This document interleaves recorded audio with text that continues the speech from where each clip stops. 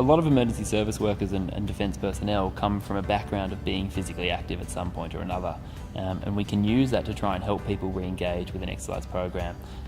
Often we find that people have been sedentary or disengaged from activity for a long period of time, but tapping into what they used to do previously and what they used to enjoy can be really helpful and a good first step in terms of engaging people in a program going forward. A lot of the people I've worked with, a lot of the emergency service workers I've worked with have talked about how important the physical activity is as a coping strategy for them to dealing with their stressful job.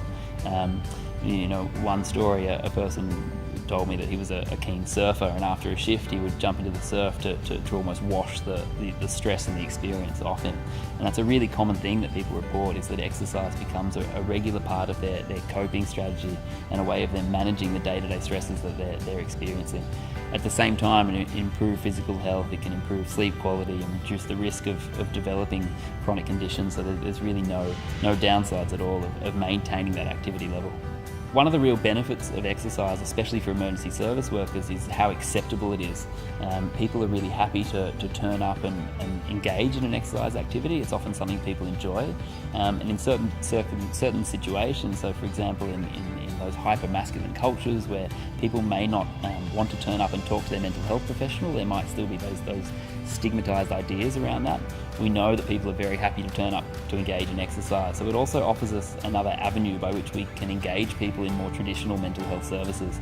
At the moment, this is probably an underutilised aspect of the potential benefits that exercise can provide us. So 3 key tips to remember is: 1, the most important thing is to find an activity that you enjoy.